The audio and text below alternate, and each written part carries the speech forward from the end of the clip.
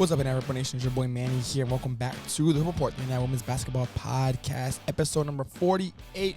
Weekend preview here with a lot of games to cover. Every single one, conference implications. Pretty much that is the name of the game moving forward for the rest of the month. Rest of the regular season, honestly, because the regular season is done after the 21st of February. So we're going to get right into it. Like I said, it's going to be a weekend preview, and we're going to touch on a lot of conferences, briefly on some of them, more in depth on others, but the main focus is, again, the fact that almost every conference game left, no matter where you're playing, where in the country you are, what time zone you are, pretty much every conference game left has a playoff implication, whether it's for you directly, whether it's if you win, this other team gets moved up, whatever the case is, almost every single one. And even the ones that, like I've said before, that aren't going to be in the postseason, you can be playoff spoilers. You can be the ones that force a team to not be a home court team in the first round, or force a team to miss the playoffs completely. That's the point of the year that we're at right now, where every game still matters, no matter if your season ends on the 21st of February or if it's going to continue for another week or maybe longer. So we're going to get right into it. A lot to touch on. First things first, we're going to touch on this Friday. This evening, we have an absolute loaded, and I think it's a safe bet to make, the Cascade is the closest conference race in the country. We've got 5 teams that are tied at 11-3 going into February. They've all clinched playoff spots already. It's just a matter of where we're going to end up. I've never seen anything like it. I've never seen anything like it, to where an entire conference has teams that are 11-3 and still all have a chance, from the number one team in terms of standings on the website in Eastern Oregon, I believe it is, and then College of Idaho, who I believe is the last team of those tied teams, but still is 11-3. It's crazy to think about. So we've got 2 important games I wanted to touch on, but really I'm going to give kind of a general broad sense here for the Cascade, because we're going to talk about the Cascade a lot the next couple of weeks. Receiving votes, Oregon Tech versus number 2 Corbin, and then 22, and then receiving votes, Southern Oregon versus number 22 Corbin. Like I said, there's a 4-way tie for first right now in the conference, and the thing is, this week specifically, starting today, there'll be 4 games that these 4 teams will play each other. Obviously, these are 2, and then we have another 2. I think Southern Oregon plays Oregon Tech, or maybe they already played Oregon Tech. But I know there's 2 more games during the week that there will be, these head-to-heads will change up again. Like what it is right now, it will not. It will change by the end of the evening, or by the end of the day, and then going into the weekend again with Corbin and Southern Oregon, and then throughout the next week. The biggest thing I want to touch on, though, with the Cascade, Corbin has the toughest weekend. Obviously, you got Oregon Tech and Southern Oregon.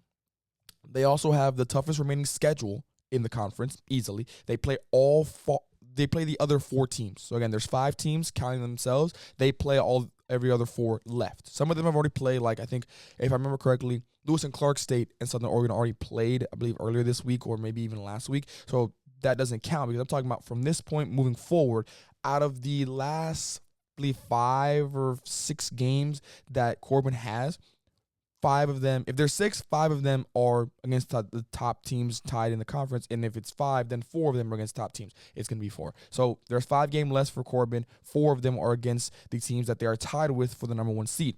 With that being said, that's also why Corbin has the best chance to win the regular season crown, by a percentage, by a standpoint. I'm not talking about, obviously they have the toughest schedule, so in theory, could they go 5-0 or whatever the case is? It's hard, but I'm talking about from a standpoint of controlling your own destiny. Corbin, because they will play all these other teams that they are tied with, and because all the teams are pretty much 0-0 right now as it stands, they have the best chance to be the number 1 seed, because all they got to do is win.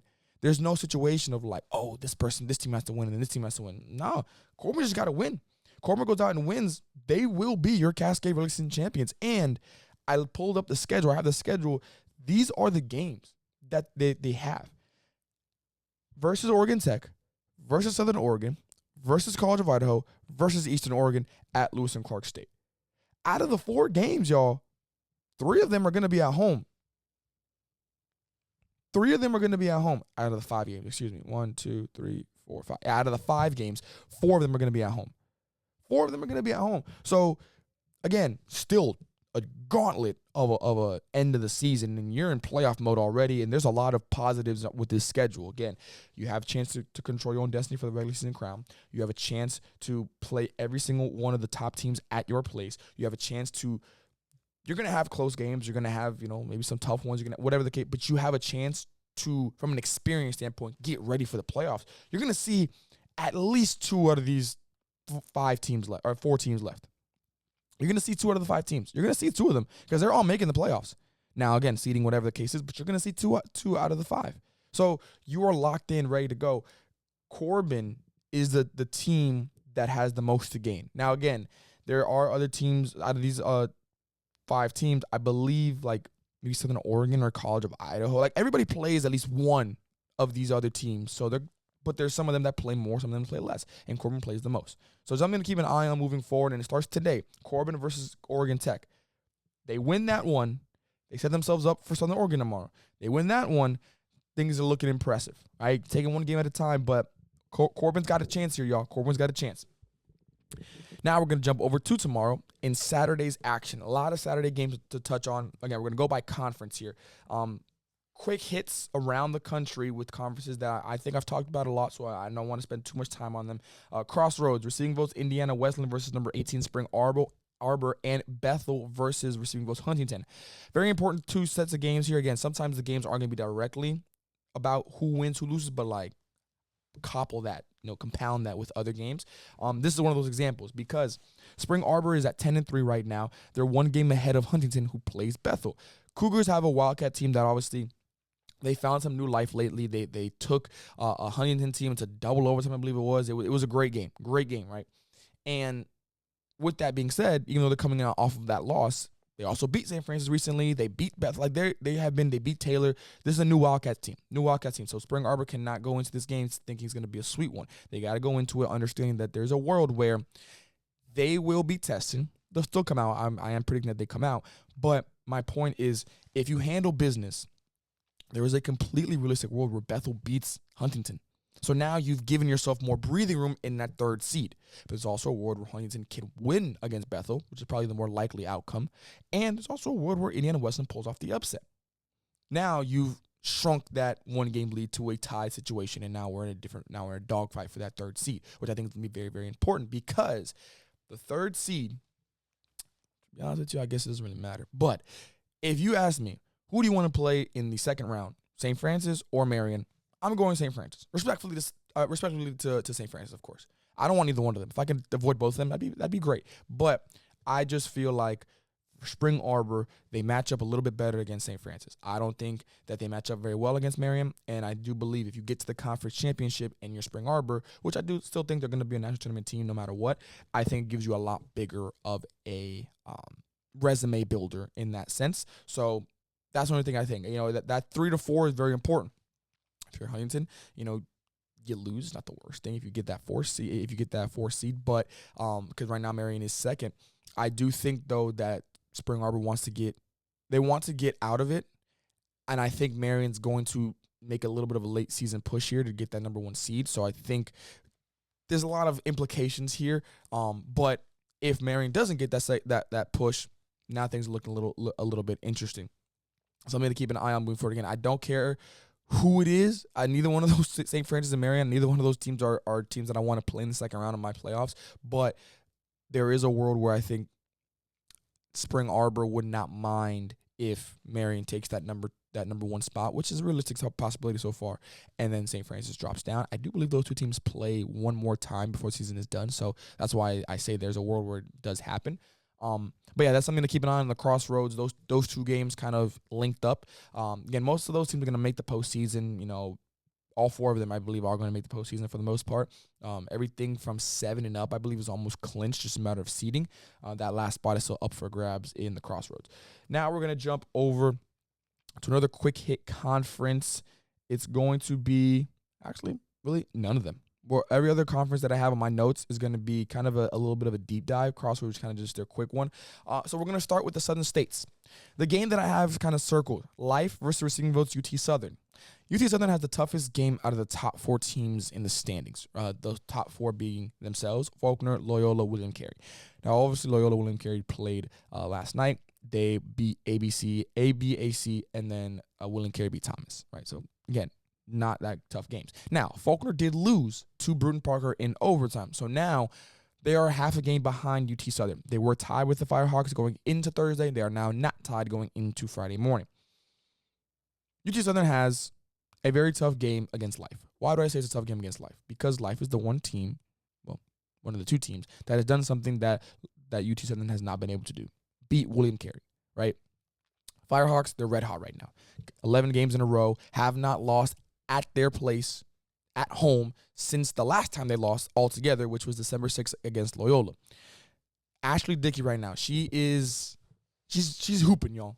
She's hooping. You know, for those of you who don't follow our KCAC coverage, I've said that for me, Player of the Year, it should only be a 5. If I like to go off table, you know, there's a table. Who's at the table? Who's having conversations? Who's eating at this table? There's 5 chairs. There's 5 chairs, and Ashley Dickey has easily a spot at this table to be one of the best, to be the best player in the Southern States this year. The girl's just hooping, y'all. Like, she's just hooping. She's averaging, in this 11-game winning streak, 17 points, 7.5 rebounds. I'm going to give her 8. Has 2 double-doubles and a triple-double in this stretch. She has been the best player, arguably, in the conference because it has elevated the Firehawks. At the beginning of the season, the preseason polls and preseason predictions and coverage, all that kind of stuff, I love the Firehawks. I said that this was going to be a big year for them. I loved what Coach Ross was doing. I love the players that he brought in. I love the players that he brought back. And still, I did not think it was going to be something like this. I thought we were talking about a 4th seed that is going to give the number 1 seed a run for the money and probably pull off an upset. Now we're talking about the 3rd seed here and a chance to make a push at the 2nd seed because they're only a half game behind William Carey right now. And William Carey they have William Carey left on their schedule as well as Loyola. There is a world where UT Southern can move up all the way to 2nd and be comfortably in 2nd. And why is that important? Because, again, home court advantage matters in these playoffs. It matters. Even back to the Crossroads, it matters. It matters. I'm not 100% on how many conferences do the whole host site, you know, for semifinals and championships. Some of them just do championships. Some of them don't do semifinals. So I have to get refreshed on that information. But in this world, we're gonna say that it's not. It's only a host site. That's very important. It's very, very important. Looking at this Firehawks team, it's also not just Dickey. You know, Silky, Lauren Smith, Raimi Reed, others have allowed them to average 75.2 points per game. Their offense has entered another level. I've said it before. If you have anything below 50, not a great offense.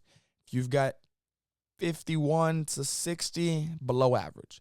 60 to 66, 67, it's about an average offense. You know, 68 to 73, above average.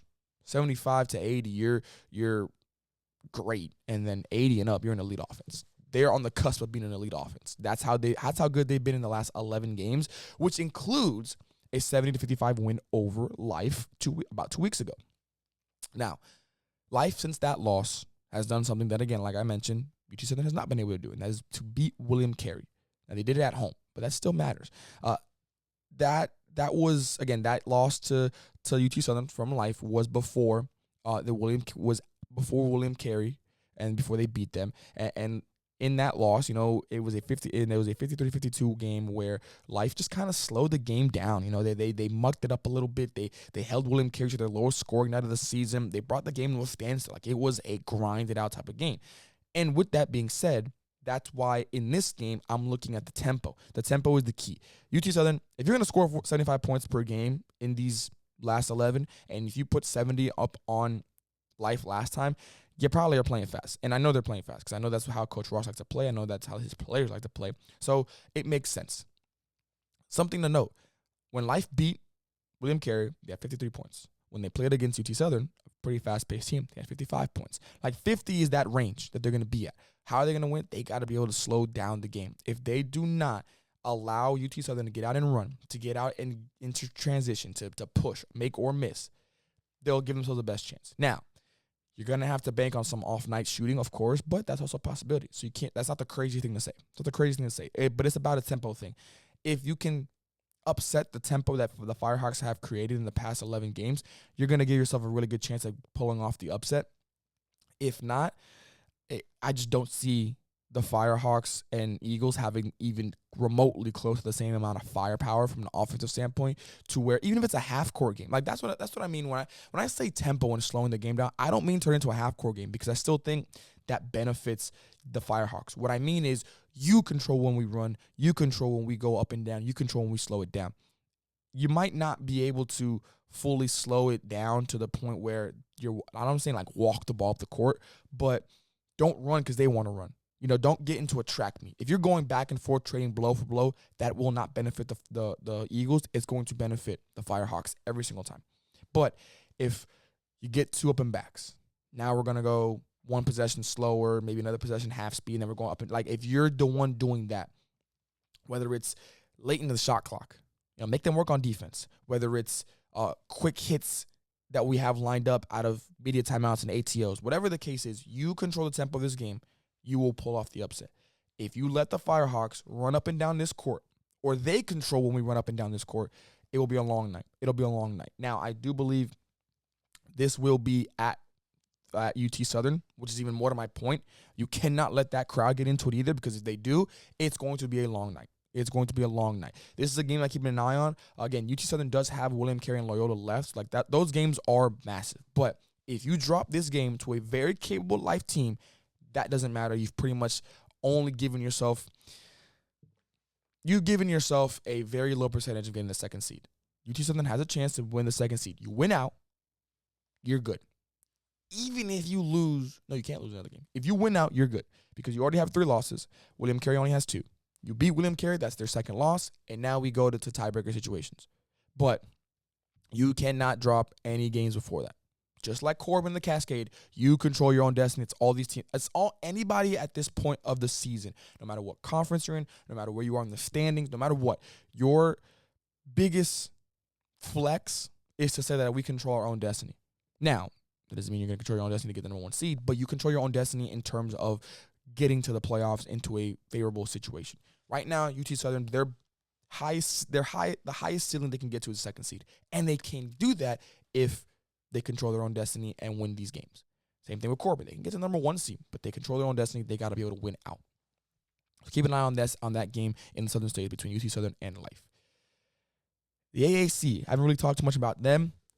Well, we got a reason to talk about them right now, because there's a 3-way tie for the number 1 seed in the AAC between I said Brian Hart, y'all. I combined Brian and Reinhardt. That's crazy. Brian, Reinhardt, and Milligan. One of those 3 will drop out after today. Why? Because Brian will play Reinhardt, not today, sorry, this Saturday. Why? Because Brian will play Reinhardt in a big old matchup, in a rematch of earlier this year. Reinhardt needs this win because Brian already beat them in that first one by 7. So they hold the tiebreaker situation. If you're Reinhardt, you win this game. You are now eliminating the head-to-head situation, and you've entered into another tiebreaker situation later down in the way the AAC does their tiebreakers. It was really 1 quarter, though. When I look back at that game, it was the first half was a 1-point game in favor of Brian, but then that 3rd quarter was 19-11. And it opened it up, and that allowed Brian to get the 7-point lead. And it still was only 7 points. It wasn't even like it was a 10-point or anything win for Brian. It was a tough game. So it came down to 1 quarter. So for me, what that means is I looked at the box score. No one went off. There was not a big stat like, oh, you got to clean this up. You got to do better here. It's simply put, who plays a full 40 longer? You know what I'm saying? And we've had some of these games throughout the year where I've just said, in these rematches especially, who can play full 40? Clearly these 2 teams are pretty evenly matched. Clearly these 2 teams can go blow for blow, can cancel out what the other wants to do. And second time around, it's going to be harder for Brian to beat Reinhardt. You know what I mean? So it's a matter of, can Reinhardt learn from their past game and play for a full 40 longer than their opponent? And remember, I don't mean necessarily you have to play a full 40, but I mean that's the goal. So for a full 40, if your opponents play 30, can you play 35? If your opponents play 39, can you play a full 40? You know what I mean? That's what I'm talking about when I say play a full 40. And since that game, some different things have happened. Reinhardt right now is on an 11-game winning streak. Their average margin of victory right now, y'all, is 23.5. They clearly have taken that loss to Brian in stride. They took it for what needs to happen. Teams will take losses 1 of 2 ways. They'll either kind of sulk on it. They'll either kind of, beat themselves up about it. Or, hey, we lost, whether to a better team or not, we lost. Now, what are we going to do about it? We got to respond. And they've responded in the last 11 games. Again, 23.5 points margin is what they're averaging in these 11 games. Meanwhile, on the other side of it, Bryant's 10-3 in their last 13 games, including their only loss in the AAC so far to Milligan. So there's a lot of difference, very small difference, because again, 10-3 is not like, oh my God, they're not playing well. But when you're talking about a team who's 11-0 in almost the same amount of games, things aren't looking that great. So I'm going to go with Reinhardt just because of the momentum side of things. Y'all know I'm a big momentum guy. And to have this type of run going into this game, which I believe is at Reinhardt, I can't ignore that. I can't simply just say, yeah, but Brian beat him first time, I'm going to go with Brian again. No. And again, Brian's not playing bad. I just think Reinhardt's playing better right now. I think they're playing better. Now, there's an argument to be made where, they haven't lost. They haven't been tested since then. Actually, they have been tested, I think, once or twice. There have been some close games in there. But, again, close games being a relative term. There's an argument to be made that Brian is actually in a better position from that standpoint. But I'm not going with that hard argument. I'm going with the team that's 11-0 and a team that has been beating teams by 20-plus points, almost 25-plus points in those 11 games. And, again, I just don't see Reinhardt dropping this opportunity to get one step closer to the first seed, to the regular season crown. Again, it is at home. And similar to what I talked about before, controlling your own destiny. Reinhardt wins this game, things are looking up, because after this, they have 5 games left. It is Columbia International, Pikeville, Milligan, Bernal, Bluefield. Last 3 on the road, right? So it's going to be at Milligan, at Bernal, and at Bluefield. Tough, but I'm not going to say, y'all, they control their own destiny. If you're Reinhardt and you beat Brian, that's one team now out of the race for the number 1 seed. You go and beat Columbia, easy. You go and play Pikeville, perfect. You beat Milligan, you've all but clinched it. Because what happens now? Now you have knocked off Brian, who now has 2 losses, and now you locked off Milligan, who has 2 losses. Reinhardt, and same thing goes for Brian, y'all. The winner of this game might very well get the number 1 seed because you set yourself up for success. Now, the reason I don't go with Brian having that great grade of percentages is because they already lost to Milligan. So if Milligan does stay tied or get another win on them, whatever the case is, now it's a little bit of a different story. But I'm talking about from a Reinhardt POV right now. They go 6-0. They win these next 6 games. I'm counting the Brian game. They win these next 6. They're going to be regular season champions, y'all. That's what it is, and that's what any team wants at this point. You worked all year to put yourself in this position to have a situation where you win, you get what you wanted, which is a regular season crown, which is a ticket punch to the national tournament.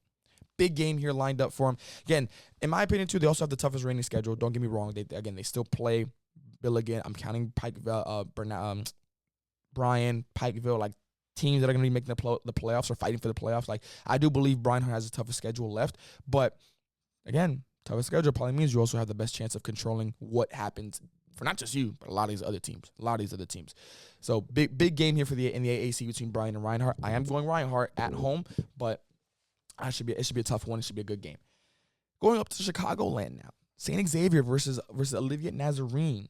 Last time they played, St. Xavier won 92-80, and a big reason was a 30-point wing dinner performance from Brooklyn Johnson. Alina Pitts was also a big player in this one with 10 and 15 in a double-double. And the team also out-rebounded Olivier Nazarene 54-33, making up for losing the turnover battle 21-15. So that was the last time. The one important part of this game is it was in November, and Olivier Nazarene got hit hard with the injury bug at that time of the year, so things have changed since then. What has changed since then? Well, for starters, Olivier Nazarene is right now the number 1 seed. They did lose earlier this week to Governor State, where that's going to hurt because you gave yourself a 2-game lead over the rest of the conference, over the second seed, I should say, which is a 3-way tie as we talk about it. But now it's a 1-game lead. You're still in control.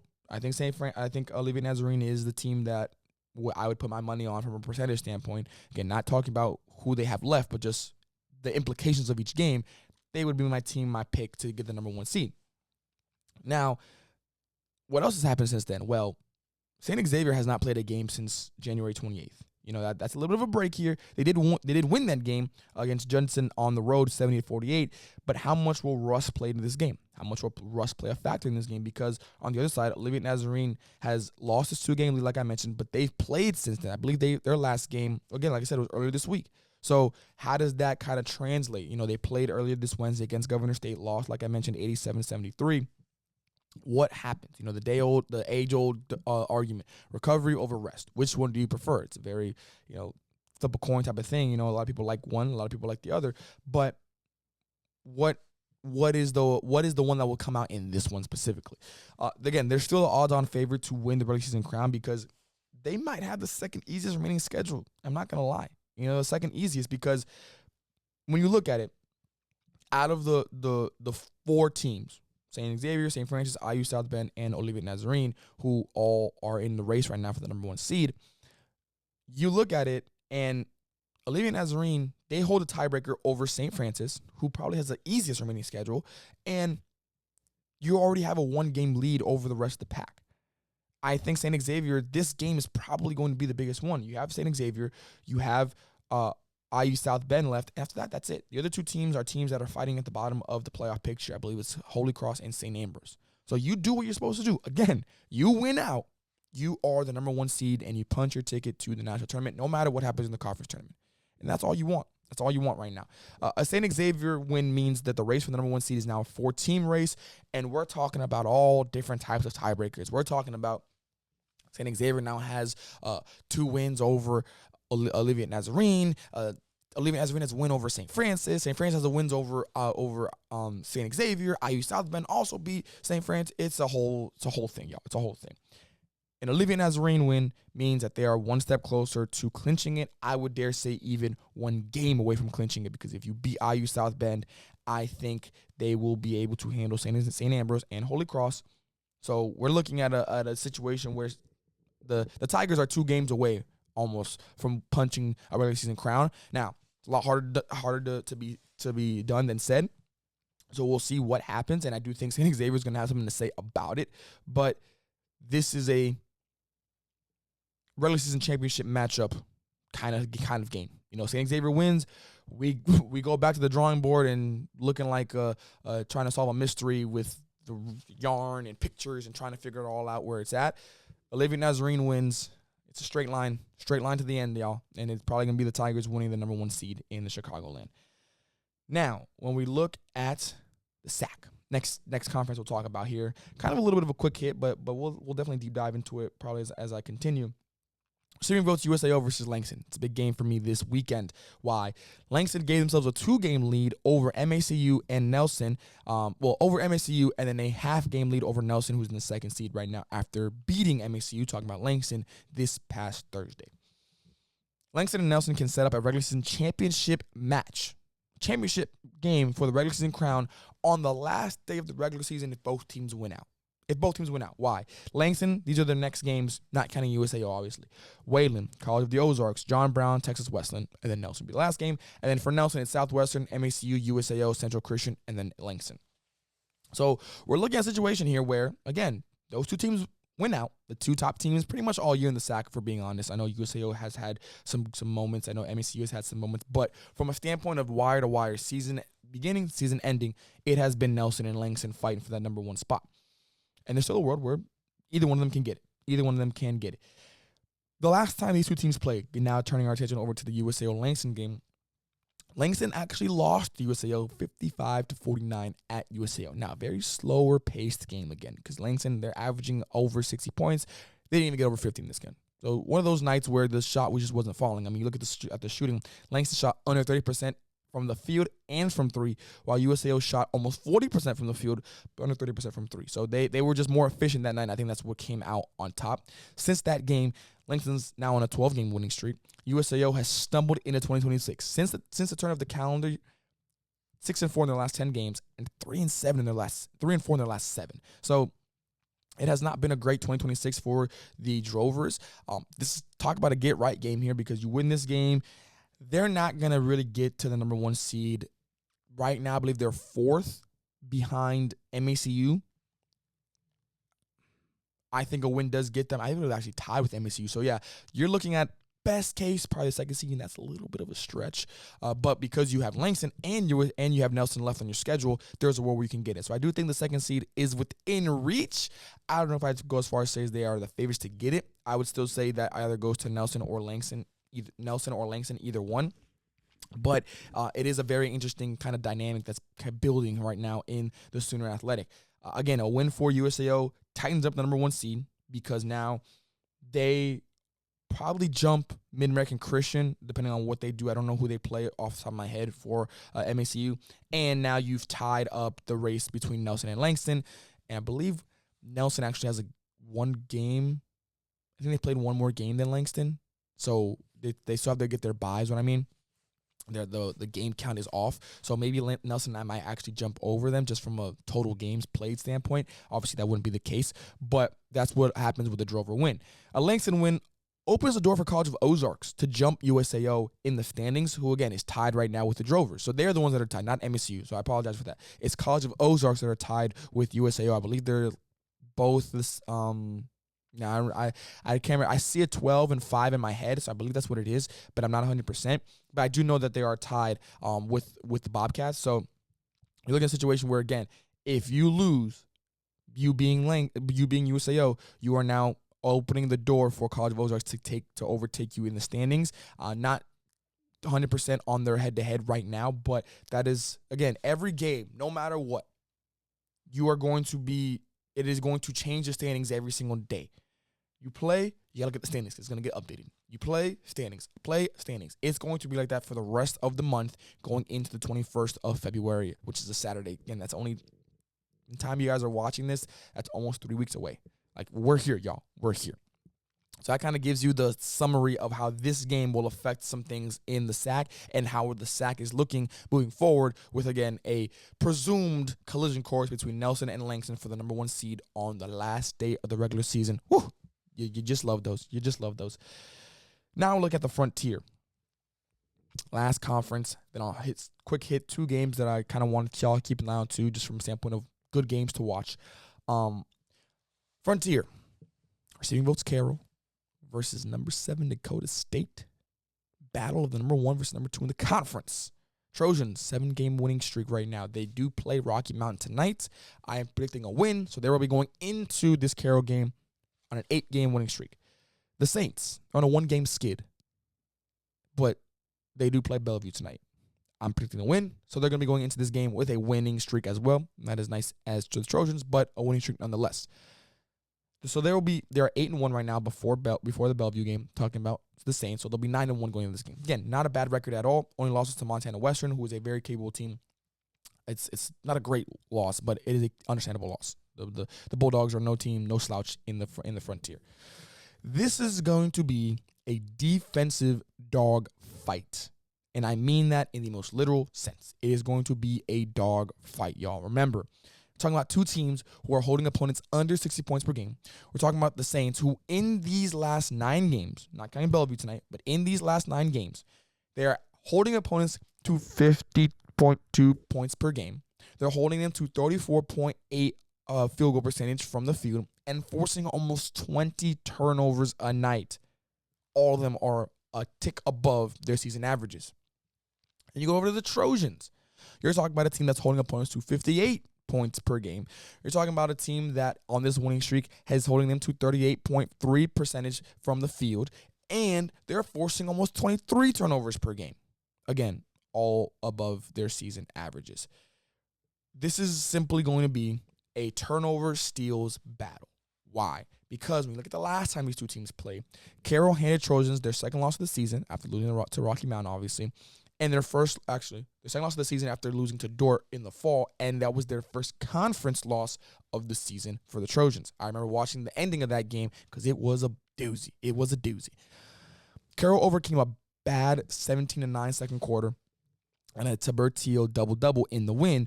Big part, Julia Kanduch had 24 points, including 3 of 6 from the 3-point line, plus Willa Albrecht and Megan Kersetter combined for 26 points.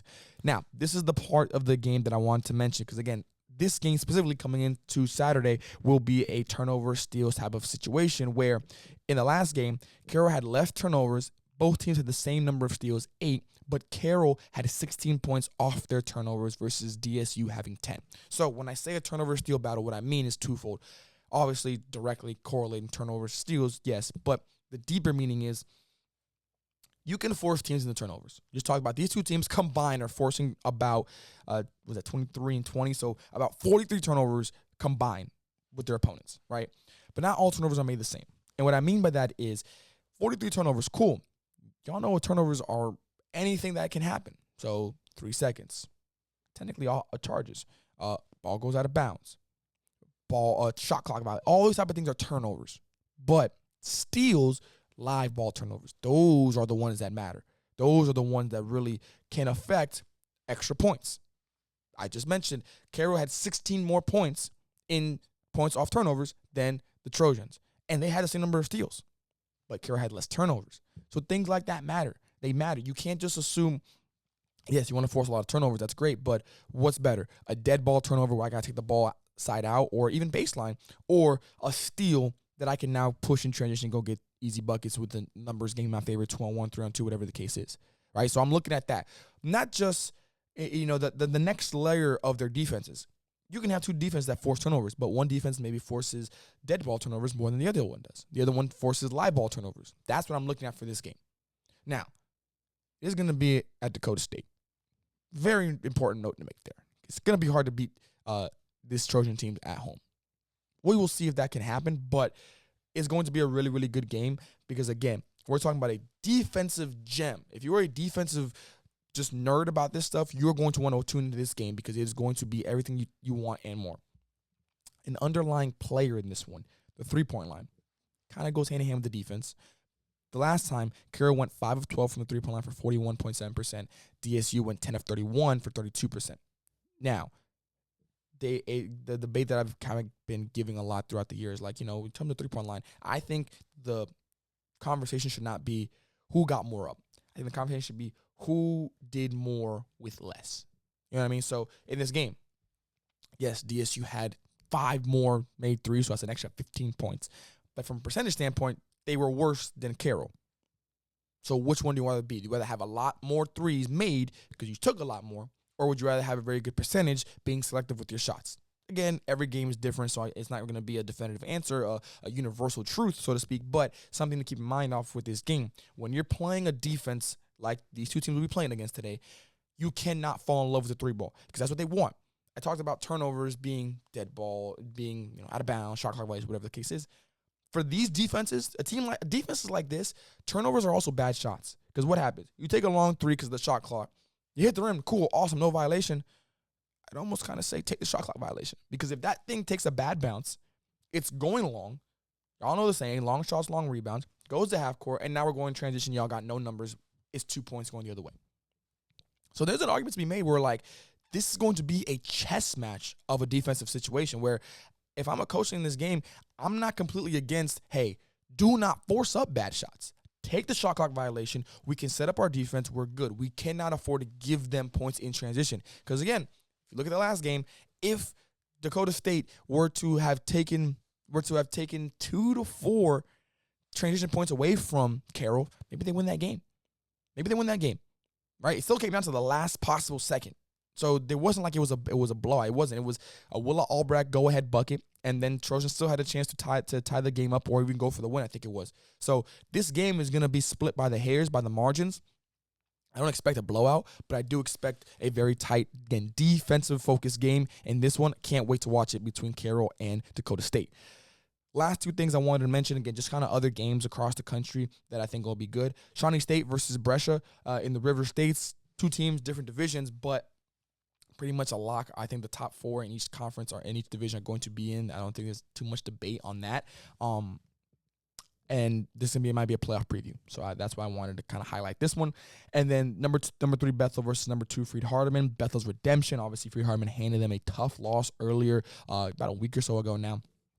I do believe I was looking on the Instagram, if Freed Hardeman is going to be having their first ever jersey retirement. So want to congratulate the players that are getting retired, as well as the program for doing something like that. Not something you can really hear a lot about in the NAIA, but something that I do think is a great notch on their belt. So lot of good stuff to celebrate in that game. And again, it's probably going to be one of the best games of the year.